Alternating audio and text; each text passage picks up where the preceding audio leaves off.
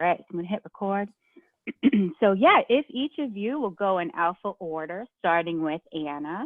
If each of you want to introduce yourselves, so who your employer is, your title, the location that your office is in, where you're actually zooming in from today, which could be totally different, what your Boston College majors, if you had some minors, what those were, the year that you participated in Catalyst, and I think Amy said you guys were all the same year, maybe.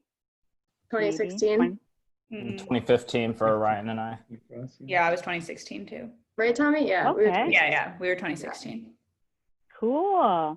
Yeah, and then any student organizations, because it's always good to like network with peers. So if there's any student organizations that you were really into when you were at Boston College, or if you had an on-campus job or whatever, that would be great to note too. So great. So all right, Anna, we're going to start with you, then Austin, Matthew, Ryan, and Thomasina. Thank you, Anna. Yeah, no problem. Hi, everyone. My name's Anna Copman. I graduated in 2018. And then, like we said, I did Catalyst the summer of 2016, which feels like forever ago and is kind of terrifying.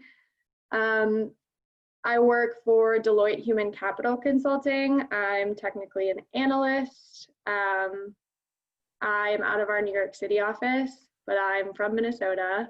I'm currently on Cape Cod, but we'll be heading home to Minnesota soon. At BC, I was an applied psych and French double major, so in the Lynch School. What else? Oh, student orgs. Oh gosh, it's been a while. I was the intramural champion, which is first and foremost the most important thing that I did. And I'm not shy about it. But I was also pretty heavily involved in CAB, Campus Activities Board. I did some of the freshman recruiting. And that's probably the most notable. I was in like the French club and whatever, but it was mostly CAB and intramural sports, obviously. Cool. So, you still have your mug? Yes, very important to me. It holds all of my like larger silverware in my kitchen in New York. Oh. Like spatulas and things. That's awesome. All right, you're up next, Austin. Awesome. Hi guys, Austin Mitchell. I graduated in 2016 and I currently work at Accenture within their interactive services. I am a full title is Digital Business Integration Consultant. And so I've been with Accenture for 4 years now. I started off in the Boston office and now I am based in Portland, Oregon is where I'm currently sitting. And we are a satellite office to the Seattle office. At BC, I majored in environmental geoscience with an environmental studies minor. And like I said earlier, I was in the Catalyst class of 2015. And then in terms of student orgs, I worked at BC Rec. I also did intramurals, although I never won a mug. It is a very bitter subject for me. Sorry, Austin. I was robbed on many occasions due to technicalities and seasons getting canceled. So whole story for another time, maybe. I did freshman league. And then I was part of the pod program, which I believe I was kind of the first class to do it, but essentially having seniors sitting in on freshman classes. And the focus was environmental studies the year that I did it. And pod stands for purposeful ongoing discussion. And we kind of were TAs for the class and also led some nightly sessions as well. Yeah. Cool. I had never heard of the pods program. Yeah, and it was fairly new, and I think they're still doing it, but might have like a different title. But it was essentially a way to have the seniors be more involved with the freshman experience, and it was in partnership with the people who started the freshman league. So it's just kind of helping with that transition process while also helping from more of a studying and like actually in the classroom as well. So it was a pretty cool experience. That's really cool. Neat. Matthew, you're up next. Hello, can you hear me? Yeah. Okay, awesome. Sound like my dad. So, so my name's Matthew Nachreiner. I work at Ipsos Healthcare. My group's been bought out twice, so we are originally called Bridgehead. So if anyone wants to know how, what happens after your group gets acquired, been part of it twice, so I can let you know how it goes. I work in their market access health economics group. I guess my job title is senior analyst. Title's a title. I work in Waltham. I'm still here, but I'm probably going to go back home soon. And my parents live in Southern California. I double majored in biochemistry and economics. I think I was with Anna and Tommy for the Catalyst program in 2016. And I didn't really do too much at BC besides intramurals and study. That was about it. So, Nice. yep. Very, very nice. Awesome. I don't think you sound like your dad at all. A little bit. It's with the technology. I always got to say, can you hear me? Yeah, right. Ryan. Sure. Hey, everybody. My name is Ryan Marti, Catalyst class of 2015 with Austin. I'm currently working at KPMG, as I have been past 3 years, and time really does fly.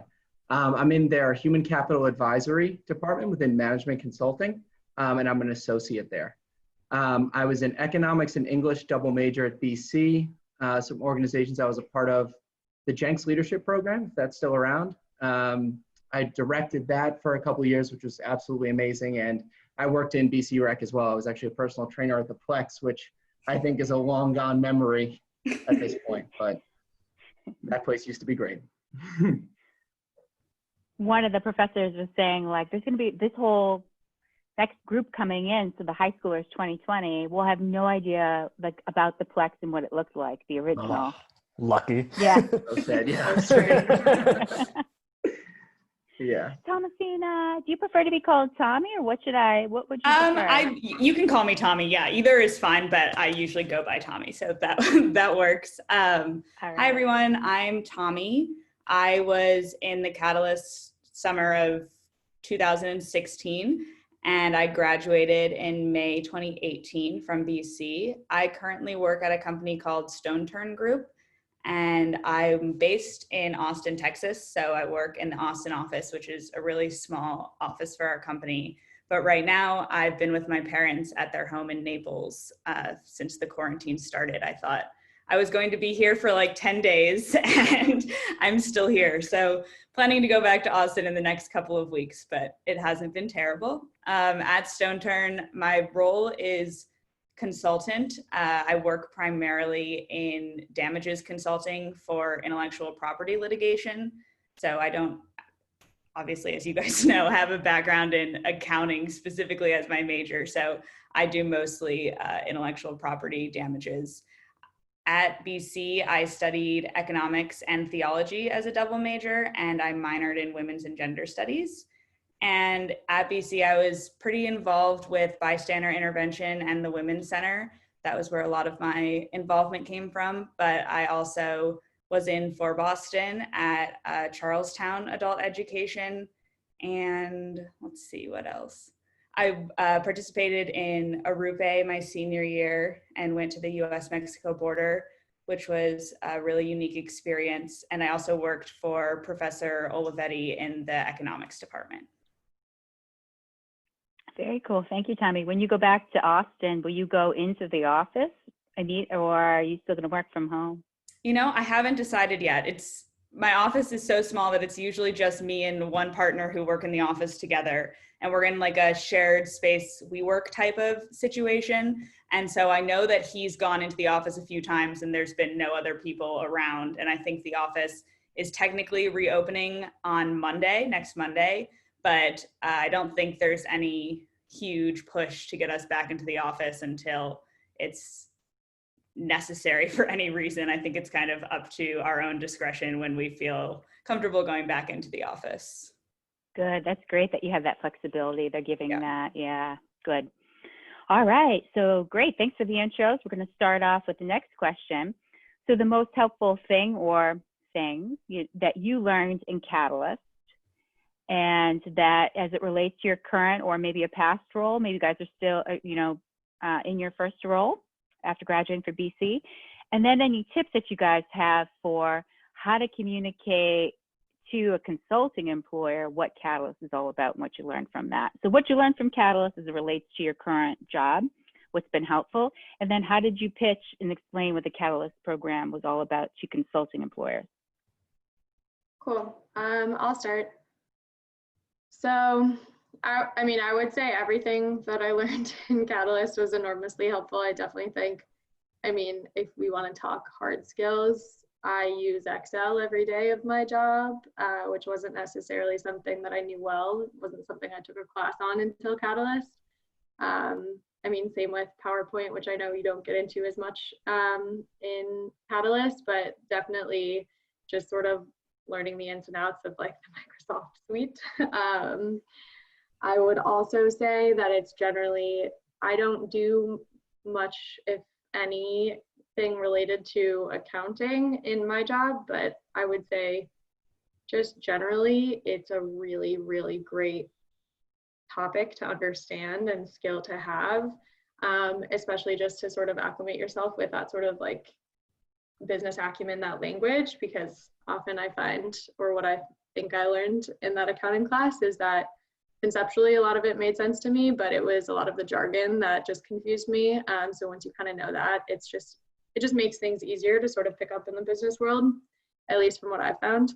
So I would say those are all really, really practical, everyday things that have really helped me that I wouldn't have otherwise gotten without taking Catalyst or being a part of Catalyst. And then, to be honest, I don't really remember how I pitched Catalyst when I was interviewing.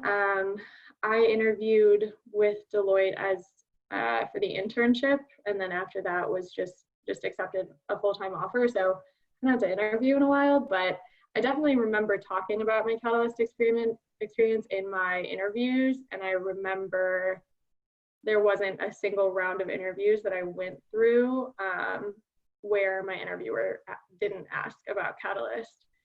So I think just the fact that you're here and you're doing it is definitely like a testament to the fact that, you know, you're a driven individual. I mean, as are all the students at BC, but particularly because you're not in the business school, if you want to go into a field that is more business oriented, like consulting, I think it's definitely a good thing to speak to. So I'll let others say how they actually pitched it, because to be honest, I don't really remember what I said, but it definitely came up. I guess I'll go next. Yeah, I completely agree with Anna. I think language of business was a big one. And then also just the group projects and presenting. I think almost just like Anna, every interview I had, Catalyst came up to some degree. Oftentimes like what were the challenges, or what was a project that I did that was related to kind of some sort of presentation or business related topic. I think the next big one was networking and the elevator pitch. I think just the fact that we, and I know it's different this time around, but just knowing all the people that joined Catalyst, you know, it was really helpful to have people look at my resume. Also having people just like identifying good places for me to apply to. And then the elevator pitch was huge because for me, I had the environmental geoscience background now crossed with Catalyst. So I was very unique in terms of people who were applying to Accenture.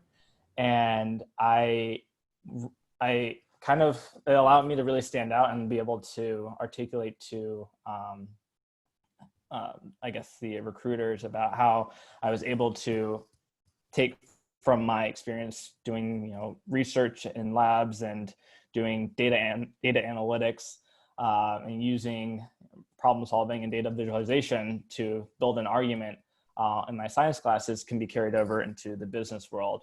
And then also just doing Catalyst on top of having your major within arts and science is phenomenal because it just shows your wealth of knowledge and your ability to learn new things.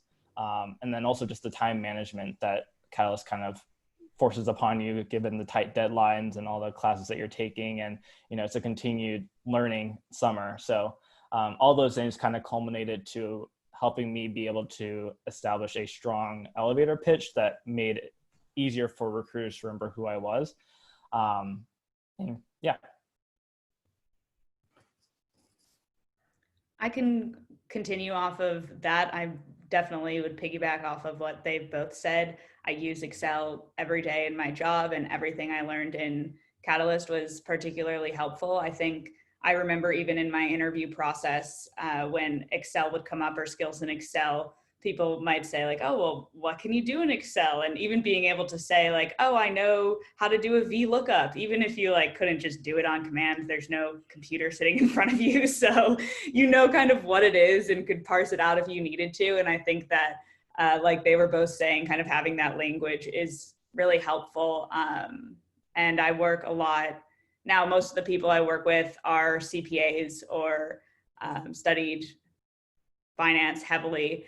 And so I often feel like I don't have as strong of a background in those things as they do, but I think that everything I learned in Catalyst comes up regularly. I don't know if Professor Rob James is still teaching finance, but when I think of weighted average cost of capital, I literally think of him like hitting himself every single time, like to this day. And we honestly talk about WACC like all the time, and that still comes up for me. So there's definitely a lot of Catalyst that sticks with you. And additionally, like they were both saying as well, I think our module was called like career or something like that, but a lot of the exercises I remember using well into my interview process as well, like thinking about my majors and what additionally those gave me that I wouldn't otherwise have if I wasn't an economics major, or if I wasn't a theology major, like how those added to who I was as an employee. So I think those exercises were really helpful for me when I was going through the interview process. And I interviewed for an internship, and I actually started after graduation with PwC, but it was kind of in a different role that wasn't perfect for me. So I ended up changing careers to Stoneturn in March after my graduation, so almost a year after. And even then, I still talked about Catalyst in that role. I hadn't, been in the business world for very long when I was applying to a new job. And so my experiences at BC were still really relevant. And because I was kind of switching into a new position entirely, they were asking me a lot about my background in business and what I could add additionally to what I had done at PwC. So I found that I definitely talked about it a lot, and people asked about it, and just the general fact that you did it, like they had both said as well, was really impressive to a lot of people. Was your first role in advisory at PwC? It wasn't, no, I was working in transfer pricing. So I was technically under their tax practice. Great, cool. Matthew, then Ryan. So I think Tommy, Austin, and Anna gave a pretty comprehensive answers. So I'll try to have something different. I think it really exposes you to different areas. So like marketing. I always found marketing, interesting, and finance. In fact, like I got a couple of finance leadership, like I got interested in like their leadership programs at GE. I don't know if Austin, Ryan, and Anna and Tommy have friends that work at GE or these different firms that have these finance, leadership programs. And that was an avenue that I explored, and it didn't work out. It happens, but it's obviously something that Catalyst allowed me, gave me that opportunity. And you learn from, failing in interviews and not getting a job. That happens. In terms of how you would pitch Catalyst, I don't know if there's a specific answer, but I think just like a general interview tip is you should write out every single question, which I think when you do the career section, they're going to make you do. Write out questions that you think they're going to ask you, and then have out the answers, and then have a story or examples behind those answers, and then rehearse it. My problem with that is I sound robotic because I know it. So I kind of have to act like I'm excited. So, but it's just make sure you have that, because you don't want to be stuttering. You don't want to have pauses, because they want to have polished, and you have polished, confident answers. Definitely, and I'll bring up the rear here. I think I would echo a lot of the hard skills said by the other panelists here, but a really important soft skill, I think, especially for consulting, is this practice of accelerated learning and then a quick display of your understanding. The nature of the consulting business oftentimes is you'll have a project maybe every few months, So quickly you're thrown into a new situation once your project wraps with a whole new set of puzzle pieces that you need to understand and learn how to put together and then be a trusted advisor for your client. Catalyst helped me to do that because I'm coming in here with no business experience, but a lot of our finals for our courses would be these presentations where I had to, put on my suit, which maybe you guys don't get to do, but present to the class on something that I really don't know that well, right? But I have a good enough understanding of the pieces to, just to present on it effectively, right? So I think that it sounds soft, but that practice of learning something very quickly and turning it over is super useful and something I got from Catalyst. And I think that sort of feeds into how you pitch your Catalyst experience to employers. I mean, if I'm putting my salesperson hat on, I think what I almost said this robotically, as Matt said, it's like from Catalyst, I understood how to speak the language of the business. So I have the foundation, but moreover, I know how to learn and I know how to learn quickly, especially in the topic areas related to XYZ that I know this group does. And hopefully that resonated pretty well, as I have a job now, but I guess the recruiters could tell you better than me. Can I add to that before we go on to the next question? Sorry, I thought of something as you guys were talking. Yeah, please. Really quick, just one, Ryan, I would totally agree with that. And I think the ability to think on your feet is something that is invaluable to consulting. And even if you don't have the answer, to be able to speak confidently and give an answer that is, that allows you more time to find the correct answer, if that makes sense. And the other thing I would say is a class that I can't believe I didn't mention this the first time around. I think it was called Big Data. Yeah. Okay, yeah, I've seen nods. Okay, good. That I thoroughly did not enjoy in Catalyst was learning Tableau. And I then knew, or at least I thought I knew, and in hindsight, I'm glad I did at the time, that might be something I would use in my job. This is sort of twofold. One, I ended up taking a class then my senior year on Tableau. I don't remember the name of it, and I don't remember the name of the professor, but I could find it because I knew it would be important, or at least I thought I did, and I knew I would maybe need it in my job. And Tableau is a software that I use every single day. And maybe it's because I already had a foundational understanding of the technology, which is why my team has me do all the Tableau stuff. But I would just say, like, that is definitely something that should have occurred to me the first time around, but that I learned in Catalyst that I would not have had exposure to otherwise.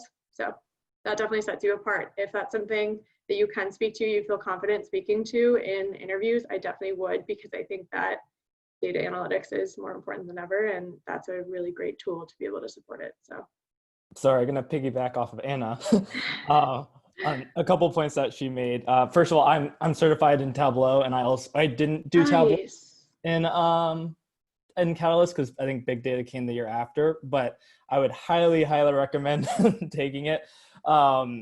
It's definitely very important, and as I also helped with Accenture recruiting in Boston. And literally everyone that had Tableau, Power BI, any type of data analytics tool on their resume, like automatically got pushed to the next round because like it's just so hard to find that talent, and that really stands out.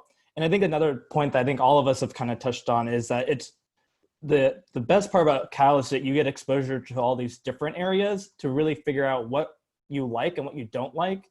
And I think Tommy and Matt, they both went into areas where they initially didn't like it, and they were able to have that, this is really for me, and then to go on and do something that they actually really care about more. And I kind of started learning that at Catalyst, that it's okay not to like something, but it's still fruitful to have the experience and to learn. And then to be able to fully understand when you're in the, when you're looking for a career, to understand what you actually want to be looking for. Austin, I'm going to call you when I have Tableau questions. Or maybe I can't because we're like, oh, yeah. competitors or something. And just wanted to make one more point off Austin's comment, just on knowing what you don't like, absolutely, before moving on. Maybe my background's a bit unique because I actually started in KPMG's finance transformation department. And after 2 years, I switched to human capital advisory for a majority of reasons, but I thought it better fit where my interests lied. Don't feel the anxiety that you need to have the perfect career right out of college. And this might be a total departure from the question, but consulting is so amazing because it gives you, it's the ultimate, I don't know what I want to do job, because you're exposed to so many different areas just the way you are in Catalyst. It's a way to sort of sample a bunch of different areas, not only moving from client to client, but working with other consultants within your own organization. Or at least within the bigger organizations that allow that. I can only speak to maybe KPMG. I'm sure Accenture, Deloitte are similar. Yeah, absolutely. So yeah, I would say don't have that anxiety, because I know I did. I knew I felt I needed to find a passion before I left. I knew I liked consulting, didn't know what, and ultimately everything ended up okay, and I found that job I was passionate about. So don't sweat it too much. Good, well put. And Ryan, you had mentioned about marketing and sales and KPMG. And so next week, the marketing and sales panel, we do have somebody from sales and KPMG talking with the group. So cool. That will be great. Yeah, cool. So now we're going to get into, and I love how, please like just chime in, guys. It's so helpful because it kind of adds like flow to the panel, as well as like different pieces that go along with each of the answers that you guys are talking about. So now we're going to get into the weeds and talk about, well, what does a typical day or a week look like for you? You know, what's a glimpse into the life of someone doing consulting for your company in your role? So I guess we kind of have to think pre-COVID and current COVID and what the future might hold, or maybe the future is just too crazy to wrap your brain around. But we'll go back to doing starting with the A's. So Anna, we'll go with you first. Yeah, no problem. I think all of us will probably say that in consulting, no 2 days look the same. I'm sure everybody would echo that. I would say that in human capital consulting, I can give you sort of an overview of what our offerings are in human capital, which might give you an idea of what the days look like. Personally, currently, I'm doing a type of HR consulting for a large pharmaceutical company. So I work primarily in life sciences and healthcare with those types of clients. A typical day for me could, well, right now looks very different, but I have been on the road for all of my projects so far in the last 2 years. So that's traveling, not always Monday through Thursday, sometimes Tuesday to Thursday, depending. My current team is really incredible and really flexible. So kind of travel like Monday night to Wednesday night, or I also think just generally the consulting model is getting a lot more flexible. And I think a lot of companies are realizing that they don't need teams on the ground on the standard Monday morning to Thursday evening travel schedule. You all can correct me if I'm wrong, but at least that's the way it feels at Deloitte. My current client is in Chicago. And so I would travel there every week for the most part from New York. But over the course of my first years, I was on projects sort of all over the States. I traveled internationally for one of my projects to Guadalajara, Mexico. It was awesome. Would have been in Krakow, Poland right now with my current project. That obviously is not happening. So definitely a lot of really cool opportunities. I mean, I would say, although I'm not doing it right now, I'm not sick of a traveling lifestyle. I think it's in some industries and at some companies, it's sort of part of the job of consulting, but not all for certain. And I think, like I said, a lot are getting more flexible. So, but as far as the actual activities that I do throughout a day, it's really, really changing. I support a lot of the global reporting, like I said, Tableau, and also testing for my clients for various implementations that we're doing with them. So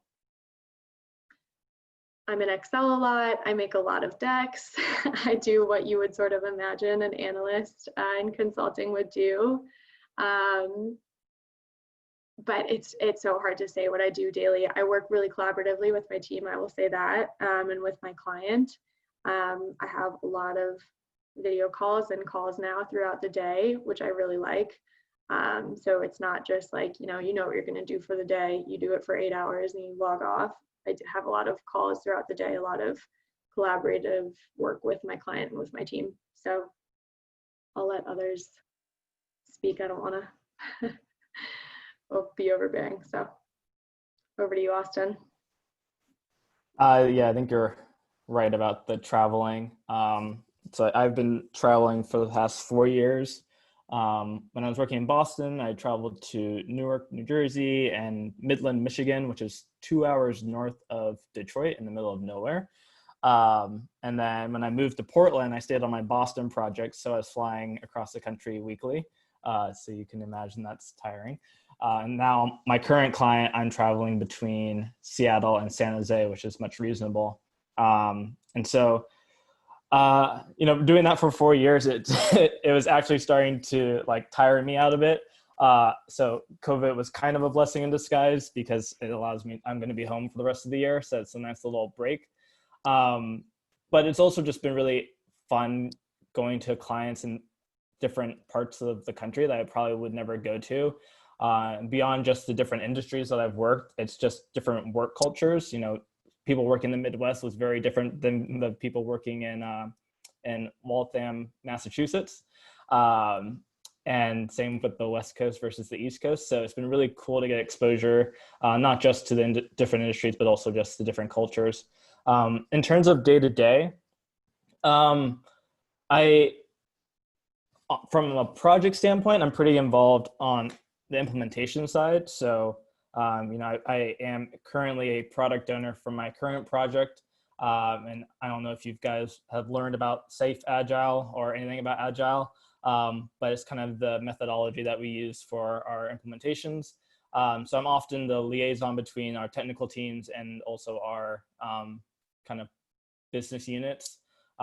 So making sure requirements are right, making sure things are getting built properly, demoing it to the client, making sure, they're all happy with everything, making sure releases go well and all that fun stuff. I've also been a developer. So like I said earlier, I was Tableau certified. So I was at a client doing Tableau reports for about a year. And that was also fun, just being a developer and, trying to add your own creativity to different reports. And I think the last part is kind of just being able to,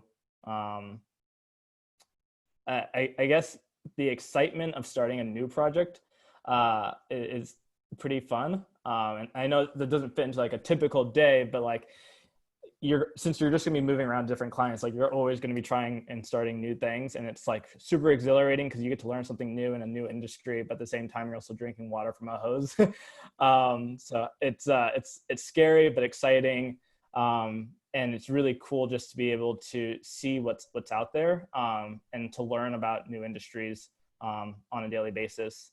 And then I guess outside of my projects, I'm also involved in like, I guess one might call it, we call it plus ones, but it's additional work that we do.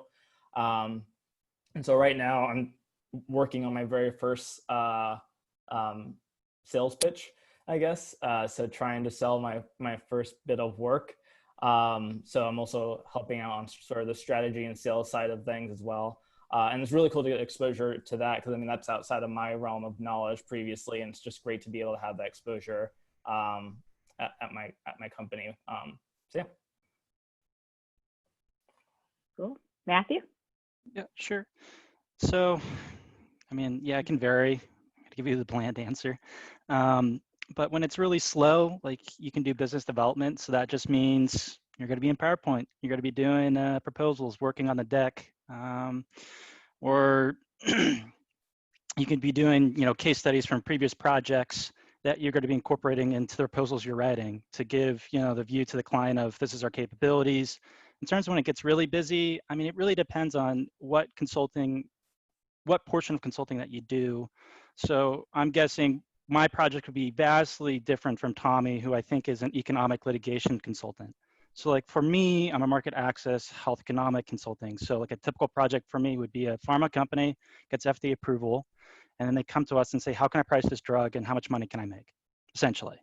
So then what I do is, okay, great. I'm going to do some secondary research, see what drugs are in that market for that indication, determine what the market size is, what is the reimbursement strategies, et cetera, build up a discussion guide. Then I'll go talk to payers, physicians, and patients to determine what's the prescribing, how will payers manage that drug in the formulary, And then based off of that insight, then I'll create a forecasting model to say, if you price it at this point, you're going to be covered under these payers at this certain price, and you're going to get reimbursed at this certain amount. And over 5 years, this is what you can be looking at.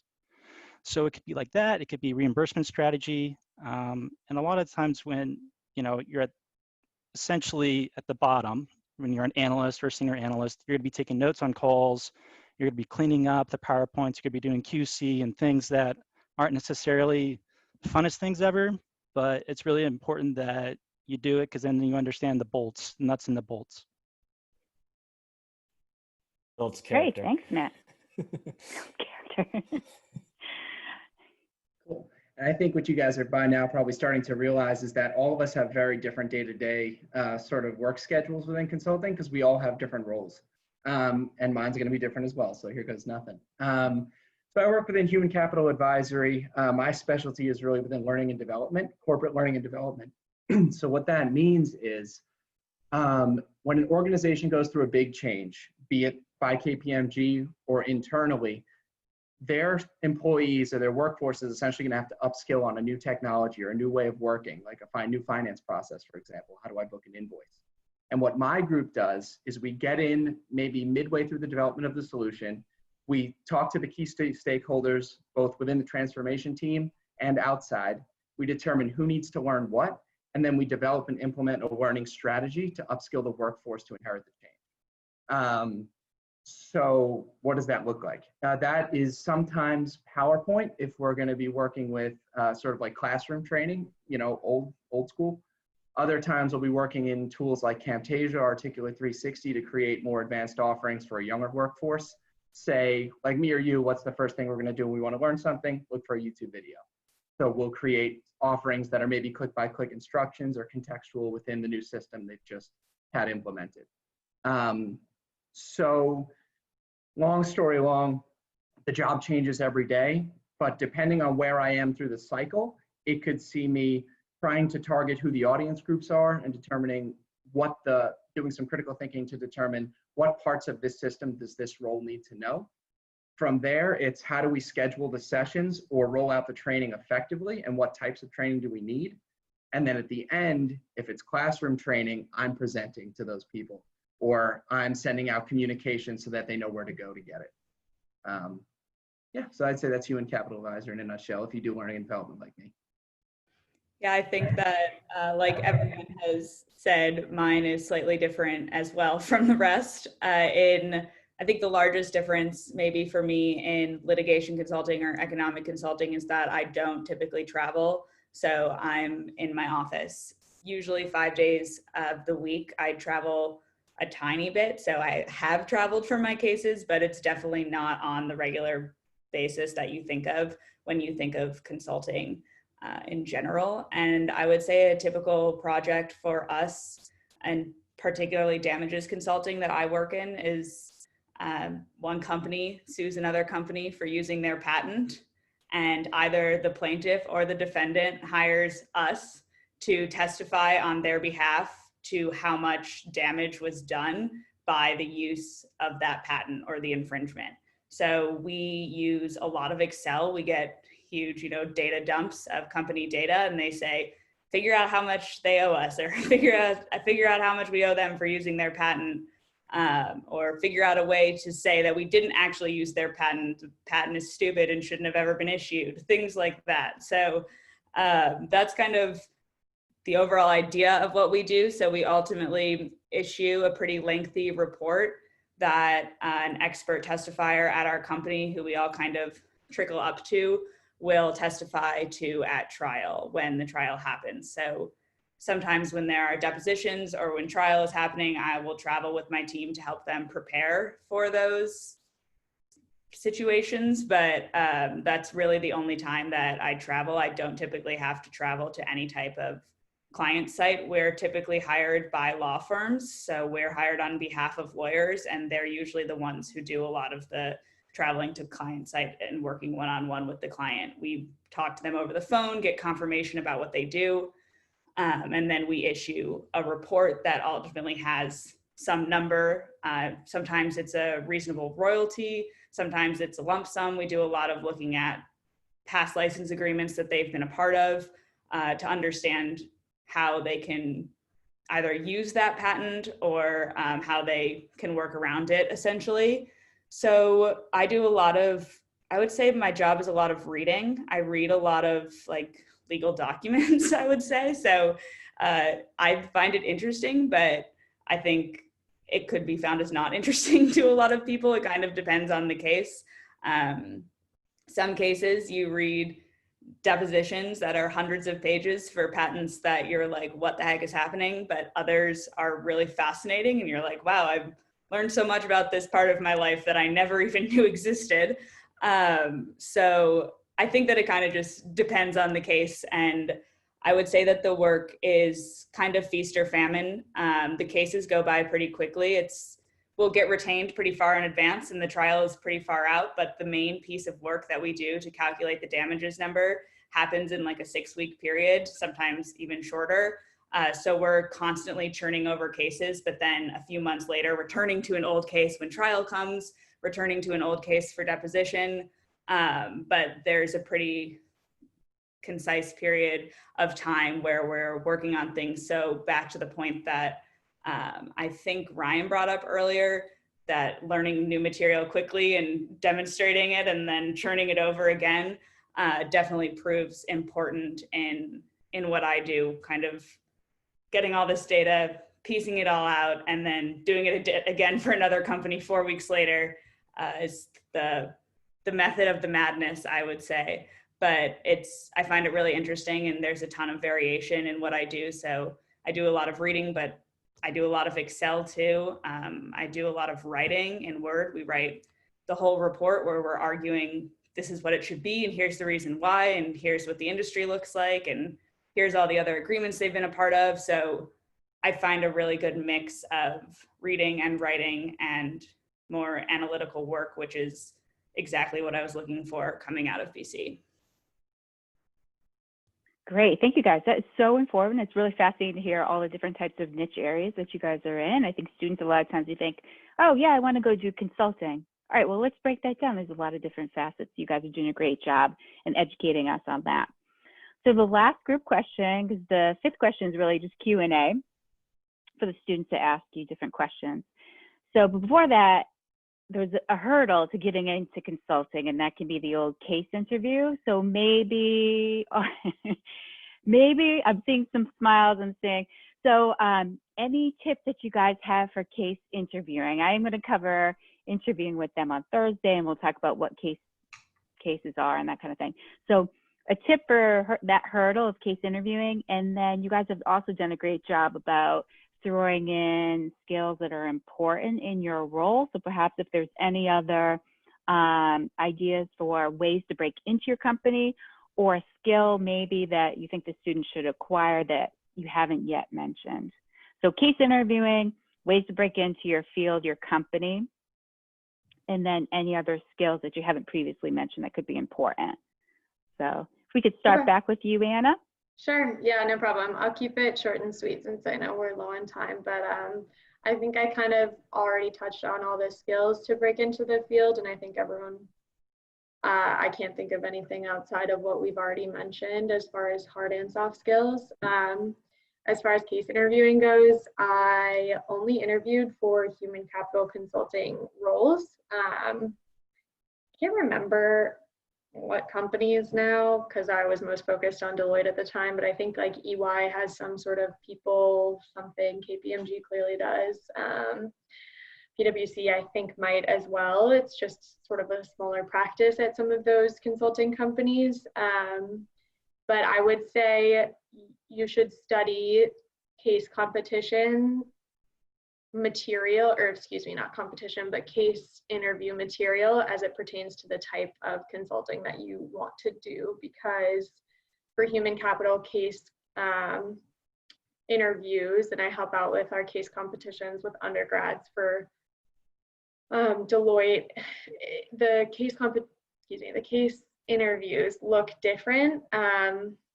I never had to do any sort of market sizing or case and point calculation kind of stuff that you learn in those sort of whatever that case in point textbook and those kinds of interviews, but really just had to focus more on how I can show that I think in a very logical and structured way, and then how to convey those logical and structured thoughts. So I would say check the websites of the companies that you want to apply to, specifically of those practices that you're applying to, because often they'll have materials that relate to their case interviews specifically.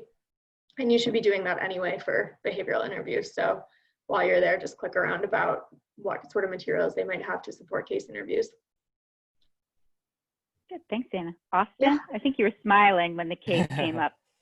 Yeah, I was smiling because I hate them, and I was, they're just, it's a lot of to go through sometimes, and I'm only bitter because I actually applied to another consulting firm, so I would travel less and just see what's out there, and I went through 4 rounds, and so I decided to stick with Accenture in the end, but it was a lot just to go figure out if something was a good fit. But I really like the Accenture case, and that's not just because I'm biased, although it probably is. I like that it's more of taking just problem solving, and it's, you know, as Anna was saying, it's articulating your thoughts in a clear way that you can communicate your way of thinking to whoever the person that you're doing the case with. And you know, I didn't have any tough calculations that I needed to remember, but you know, Accenture is a technology consulting firm, so for us, you know, we have a heavy focus on new technology and, you know, entrepreneurialism. So when you go into these case interviews, they're really looking for, you know, what kind of out of the box thoughts are you bringing to the table. And so for me, you know, it's being, you know, reading the Wall Street Journal, keeping up with, you know, what's new. So, you know, right now, machine learning is huge for Accenture right now, and VR, AR, everything in between. There's just a lot of new technology that's coming out, and so, you know, having knowledge of that technology, just a foundational understanding of it, and or even just being aware and bringing that into the case interviews will help differentiate you from the other candidates. And then in terms of skills, you know, I think Anna was right. We've kind of covered most of them, but data analytics, at least for Accenture, is super important. And then also just being able to use Excel. I have to say that's probably one of the biggest things. Like, please know Excel, and definitely read case in point front to back. And then the last piece, and I actually kind of find this to be the most important piece for any interview, is, you know, go in with 5 questions. And these questions shouldn't be anything that you can easily find online. I will admit, like, being a recruiter at BC, you know, I've sat in on some of these interviews, or I've been there during the interview days, and there are students that ask questions like, how many employees are there? At the end of their interviews, automatically get written off, no matter how great they were for their behavioral, because it just shows that they're not interested in the company. So, you know, you want to make sure you come across as being, you've done the homework, you've done the research, you truly want to be there, and you really need to be able to answer why consulting and why the company that you're applying to. And you have to have different answers for each firm, because I mean, some people might view us all the same, but in truth, we're not. We all have our own things that we think are unique about ourselves, and makes us think that we're special, or more special than the other firms. But definitely make sure you do your homework. And I think that goes beyond any consulting firm, any company or career that you go down. You really need to do your homework and make sure you come prepared. Great, thanks, Matthew. Yep. So I guess, you know, kind of know what type of consulting you want to get into. It's okay if you land a job and you figure out 6 months, 7 months in, it's not for you. People are going to be our age, millennials, generation, whatever you want to call it. We're constantly moving jobs. That's totally okay. Everyone gets it. In terms of, you know, case studies, I've had take-home case studies and et cetera. You just got to come in, you know, case in point, have, you know, good night's sleep, and have structured thoughts. but also know like I screwed up on like 2 or 3 interviews where I just completely blanked, and that's okay. I mean, it happens. It happens to everyone, and you have to learn from that and understand why that happened and how you're going to correct that. In terms of, I guess, like having questions for the interviewer, I guess some of the questions I always ask is I like to throw them off, or I like to, read up on what they do. People like talking about themselves. So always ask them, what is your proudest moment at the firm? Oh, I saw you did this, this project, X, Y, or Z. But also just know you guys are from Boston College. You guys got into Boston College. You're smart. Not a lot of folks can get into Boston College. Be confident and try to reach out to people at different consulting firms that went to Boston College. Like a lot of interviews I've had have been with Boston College folks. We're looking to hire you. Understand that, and just know like you might not get into the top level firm that you want, but you need to get in somewhere, and eventually you get into whatever firm you want. It just takes time, and don't compare yourself to other people. That is solid advice. Thank you, Matthew. And Ryan, and then Tommy. For sure. Yeah, on handling of the case study, I think everybody's been right so far. I haven't disagreed with a single thing. If there were 3 things I might call out, and I feel like I am the soft skill guy today, but for better or worse. First one is don't be afraid to take a pause when someone asks you a question. And I think in a lot of ways, the danger is you answer too quickly, and especially for answers you know already. It can be so tempting if someone asks you, what's 2 + 2? You just shout out 5, like instantly, because you want to show them how much you know.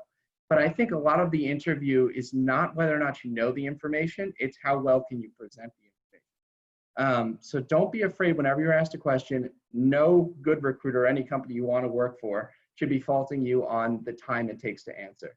Gather your thoughts. You can even say, let me think about that for a moment, and then come back with something structured and coherent, essentially. And above all, right, if you know the answer. That would be number 1. Number 2 is don't be afraid to write things down. Bring in a portfolio with you. I had one of those leather BC ones. It was like crimson red, like this shirt, loud and proud. And I sort of just wrote things down for them. And at the end of the day, there were some case studies that I was in where I was able just to flip my book around and say, okay, let me walk you through this solution. Here's A, B, C to the question you gave me. And I think that resonated pretty well with folks. And the third would just be don't forget your personality at home. These people, I'll say not these people want to work with others that they would like to hang out with at the end of the day. If you're in there and you're robotic, even if you crush every single response, try your hardest to bury the nervousness that you have and be confident in what you know. And be chummy, be fun, be yourself, because ultimately that's just as important as what you know. Well put. Tommy. Oh, you're on mute, Tommy. I'm on mute. I don't know if any of the other panelists applied in economic consulting, but I did not have to do any case studies in the economic consulting interviews that I did. So that doesn't necessarily apply to me, but I'll piggyback on what Ryan just said and what I was thinking in my interview experiences. Some of the feedback I have gotten is like, oh, you were so great at communicating in the interview, and compared to other candidates, I felt like I could hang out with you and have lunch with you. Or my boss now for my job that I work in, he's a partner at the firm. It's just the 2 of us a lot. He's like, yeah, we had another really qualified candidate, but did I feel like I wanted to be eating lunch with them every single day or taking them out to our clients when they're like an entry-level person, essentially, on a regular basis? He was like, I just felt like you were more apt to do those types of things based on your interview. So I definitely think being personable and taking pauses and thinking about your answers and just being yourself in the interview is really important. I know that it's kind of daunting when you're applying for internships and jobs, because you kind of just like want whatever ones you get, and then you're like, oh, I hope I get a full-time offer from this, and then I'm going to start doing that, and that'll make it really easy. But I think that it is really important when people say, like, make sure it's a good fit for you. Like the idea that like you're interviewing the interviewer as much as they're interviewing you, like don't actually interview the interviewer, but the idea that you're trying to figure out if the company is a good fit for you personally and what you're interested in, I think is really important. And I think that's something that I definitely didn't do enough of in my first interview process. I quickly realized I wanted to work at a smaller firm, and there were different benefits to that I saw. And I wished that I would have thought about that more when I was at BC, and thought more about, okay, like what am I involved in? What classes am I attracted to? What do I really want to be doing on a daily basis? Asking myself those questions, and really critically thinking about what I wanted to do, instead of like just firing off applications and being like, okay, I got these, like really thinking, how do I see myself integrating into the community at this company? And how will that like help me grow as a person in their career? Great. Yeah, that's so true. Because then otherwise, if you don't, you'll find yourself job searching in 9 months. And this is such great advice for the group, because Thursday when we talk about interviewing, it'll kind of bring it all together when we hit up that topic. So now we're into the Q&A. It is 8 o'clock, so I do want to be respectful of the 5 panelists' time and all that kind of stuff, knowing Austin's still on the clock. So Austin, if you have to exit stage, right, we'll kind of keep the questions down to, you know, the next 5 or so minutes. What we've done in the past, students, feel free, unmute yourself and just call out your question. And that worked well last time. So any questions from our group? Or if you want to put it in the chat too, that's fine if you feel more comfortable putting it there. Yeah, go ahead, Avni. So I guess anyone can answer this. As we've learned from this panel, there's like a lot of different kinds of consulting. So when you first decided that you wanted to go into consulting, did you know already like what kind of consulting you wanted to go into, or was it more of like you had to do a lot of research about it first before looking for interview, like for job applications and stuff like that? I can speak to, all right, you wanna go, Anna? Nope, all you. I can speak to Accenture. Fortunately, it's a better process now, but when I applied, they just had analysts as their title. And what they did is, like, based off of how you interviewed, we have 5 different businesses. We have like, we just went through a reorg. We have 4 business services, strategy and consulting, interactive, which is the service I'm part of, technology, and operations. And so when you applied, they placed you into one of those services based off of how they thought would be best fit. So I applied thinking I was going to strategy and consulting, and I got dropped into digital, and I had no idea what digital was. Obviously I do now, and it was a blessing in disguise, but you know, we have a new program called CDP, which is Consulting Development Program, which gives you an opportunity to explore the different services that we offer and to take on projects across the different services. So then you can figure out what you want to do. And so for me, going into Accenture, you know, I didn't really know what I wanted to do. All I knew is that I liked interacting with people and I like problem solving. And I think a lot of these bigger firms like KPMG and Deloitte and Accenture, they all typically provide some sort of opportunity for you to explore or at least learn about other services that they offer.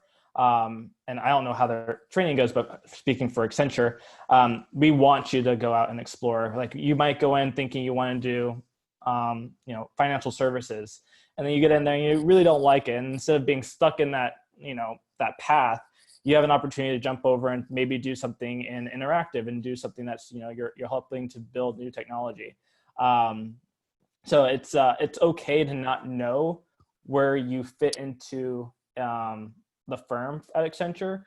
It's more or less bringing those soft skills and, you know, that ability to want to learn and the ability to learn things quickly, like Ryan was touching on earlier in the discussion. I can add to that too. I don't know if this is like an unpopular opinion, but I found the job fair really helpful, like to learn a lot about different types of consulting. I know, like looking back on it, I feel like, I don't know if I felt like that necessarily at the time, but that is where I learned a lot about the different opportunities that there were, even though I might not have even had the confidence to like go up to people and just like start telling them what I want to do, just having all the pamphlets afterwards and looking through. I think that's like where I first learned about economic consulting, was at a job fair. I didn't even really know that existed. And I learned more about what the different companies have to offer. I learned about smaller companies in the Boston area and just kind of began to understand like the breadth of what there is in the consulting world beyond the Big Four, I guess. I didn't really know a lot about that or how to learn about that. So I think that the job fair was definitely helpful for me in that respect. And then when I was job searching the second time, a few months after I graduated, I found networking like the most important thing. That I would say just talking to people about what they did was really helpful to me, and just like learning to articulate what I wanted to do was really important. People who are more experienced, if you say, here's what I'm looking to do, they can kind of say, oh, we have that here, like we can help you figure that out, or say, we don't have that here, but here's a company that we know of that might have something more akin to that. And that's kind of how I ended up in damages and litigation consulting, is just from talking to people, talking to my BC friends' parents and talking to people I reached out to on LinkedIn, just like, what do you do? Tell me about how you got there. Is it something that I would like asking myself these questions, setting up a phone call with them. People are really willing to help you out and make those connections if it is something that is of interest to you. So I would definitely use the BC network in any way that you can, because I found that really, really helpful, and I probably should have used it more when I was in undergrad. I'd agree with that more. And just to add my 2 cents in, I think how much do I need to know about the group or the area I want to work in?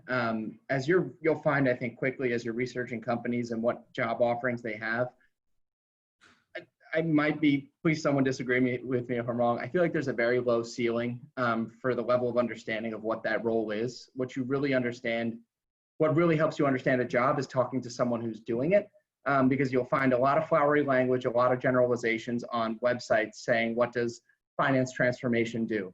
And because it's so, and to their credit, Especially it's very hard to describe. You should really try and find people who work in those roles. Your BC network will be huge for you there, because they'll help you understand what the job truly is. And yeah, and I think as some other people touched on, don't feel the overwhelming pressure that first job is going to be your last one. Once you're there, if you're a high performer, the company's going to want to keep you and find the right spot to match to your interests, because the other option is they lose you completely. And as much as they like to pretend, sometimes they need you as much as you need them. Thanks. That's really helpful. Thank you. Thank you, I would Abby. also- Anyone else? Yeah. Sorry, I was just going to add to that really quickly. I think I only speak for myself when I say this, but I was interested initially in consulting because I had no idea what I wanted to do with my life, have no idea. And it seemed like a good way to get exposure to a lot of different industries, a lot of different types of work, and a lot of different people that could maybe gear me towards what I might be interested in. Still on the path to figuring that out, but I would definitely say that, I think you have to have a level of understanding of what company you're applying to and what kind of consulting you're applying to generally, like really high level, like human capital, or strategy or technology. But I don't necessarily think that you need to know for the rest of my life, I want to be working, in this particular industry for this kind of client, doing this kind of work at this level. Like nobody knows that. So yeah, don't let it overwhelm you is what I would say. Thank you. Yeah. I have a question. Sorry, I've been talking off screen because I'm with a Catalyst alum, and so we've been hearing, and we're like, we just graduated as well, so we're like, this is really, really helpful. So thank you guys so much for this tonight. My question is thank you. Well, yeah, weird circumstances, but thank you. And also, I worked at the Plex as well. My roommate Avni is in this chat as well. We both worked at the Plex, so miss those days. Awesome. And Ever. yeah, I know. Rest in peace, Plex. My question, it's kind of for anybody, so anyone jump in, but I know that Austin mentioned that you worked in, you majored in environmental geoscience, environmental science, yeah. And I kind of have a similar background with kind of that naturey, sciencey, outdoorsy, major background interest. but now you're kind of working, all of you guys are working these consulting jobs. Did your major tie into, you know, what you are interested in pursuing career-wise, or did Catalyst introduce you to a whole new thing, or did you kind of just randomly apply to a job once graduation came? How does your major tie in, if at all, to what you want to do in the future? Yeah, everything I'm doing now has nothing to do with what I did at BC, which is nice. Everything I've learned, you know, speaking to Tableau, and I've learned all these other data visualization tools I learned at Accenture. But the things I did carry over from BC was more of just like the skills that Ryan touched on earlier. And you know, the thing that I've always tried to do is, you know, tie it into my experience at BC with my major, with what I'm doing. So I'm often trying to find ways to tie in, you know, data analytics into like, you know, looking at dams, for example, and how can we maybe make dams more, you know, internet or using Internet of Things at dams to be able to identify weak points when over time, or, you know, instead of replacing an entire bridge, if we're able to have a bridge that talks to us through data, we know like we need to fix this portion of the bridge and not necessarily in this amount of time, and not necessarily wait for like years and then have to do a whole project because it saves money in the long run. So, you know, looking for ways to incorporate what you were passionate about in college is always something that you can do, and no matter what circumstance you're in post-college. And so, you know, that's still something that I am trying to find, that balance between, you know, my digital work with my environmental science background. And, you know, we have what we call ERGs, which are essentially like clubs.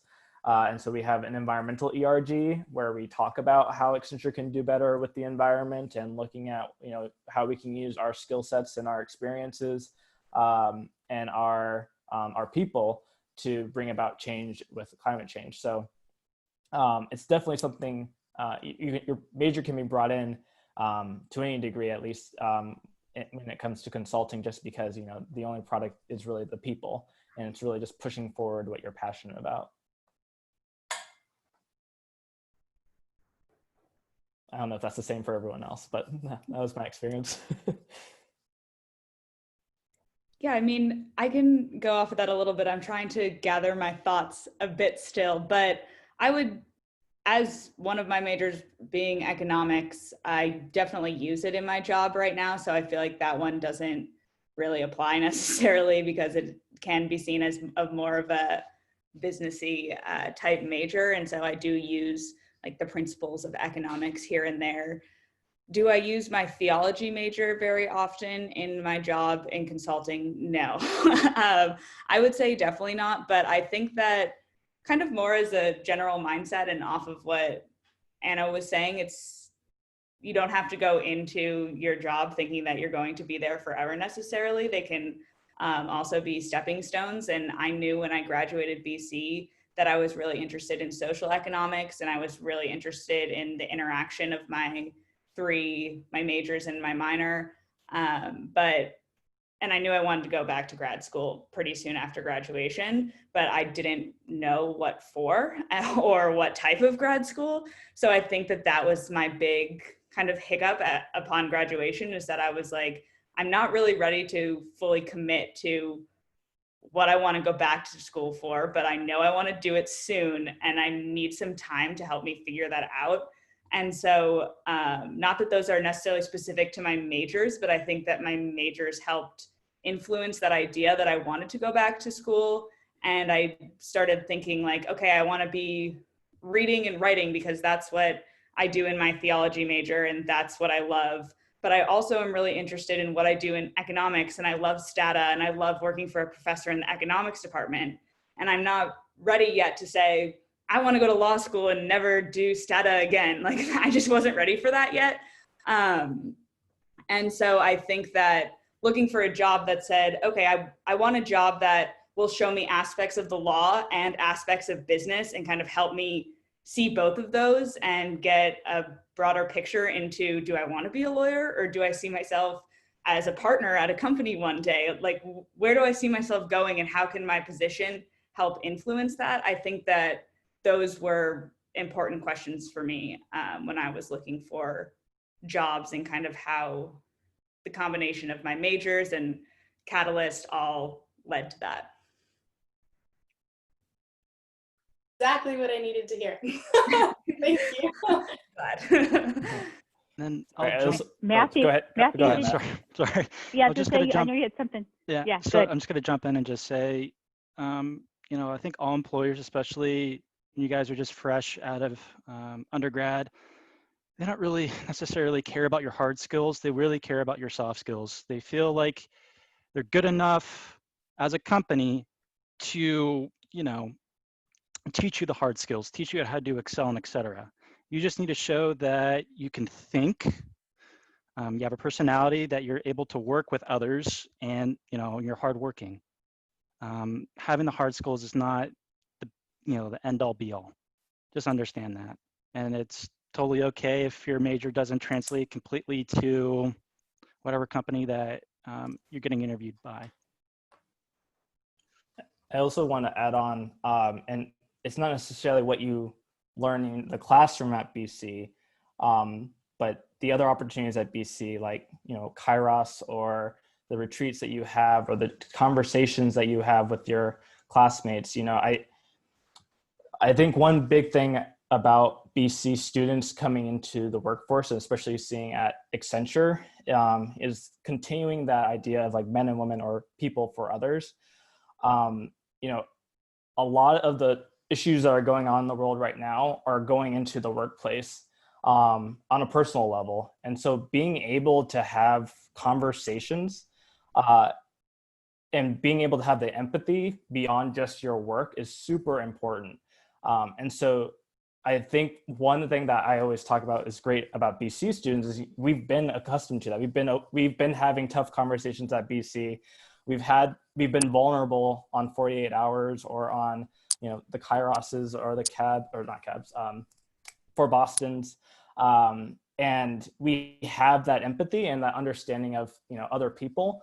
And so that's another area that we can bring to the table. And it's not something that comes out necessarily in the interview, but when you do find that job, bring those experiences to your job, because it's almost, for other people that I've worked with, it's a whole new idea to be talking about, the mental health issues that come out of working from home right now.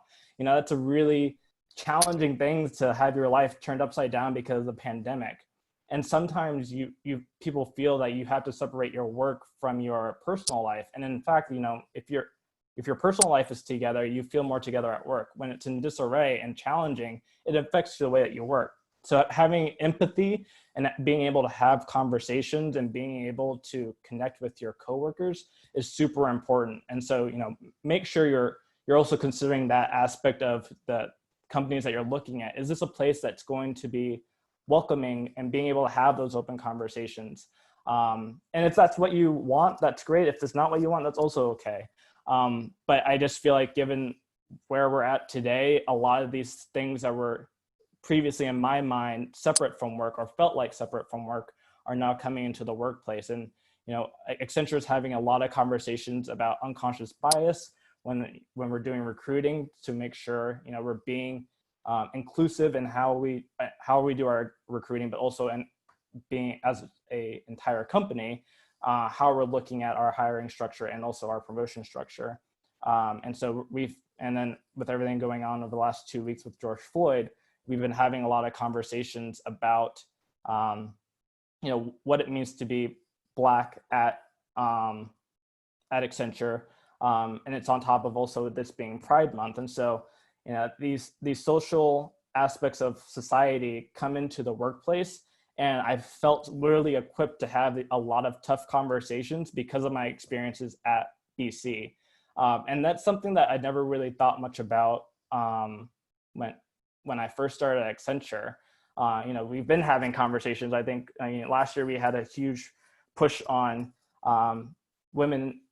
empowering women in the workplace at Accenture, and trying to eliminate our unconscious bias, and like thinking and being reflective.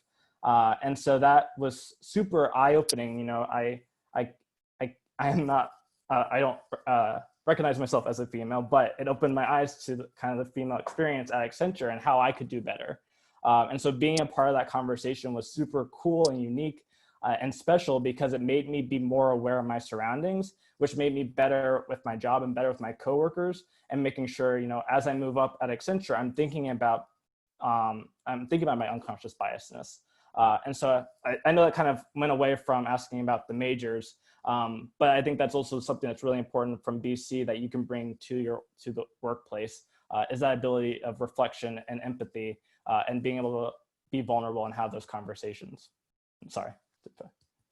That was perfect. That was amazing. Thank you, Austin. And it's so important. I mean, that's the kind of stuff you guys are getting also in being involved with student organizations and all of that. That's all that wonderful pieces. So thank you. That was amazing. And it is past 8:15. So I want to be respectful of everybody's time and kind of end it there. So if it's okay with the panelists to share your contact information, your email with the group, great. I'll do that in a future email. So thank you so much. It was wonderful. It was so fun to moderate this panel. You guys are amazing and bring such positivity to a Zoom, which is the easiest thing to do. So we really appreciate that. Thanks, everyone. Yeah, thank you. Thanks, everyone. Hope we hear from you. Yeah. Thank you. Definitely reach out. Bye. Take care. Have a nice night. Thank you. Thank you. Thank you. Have a good night. Bye.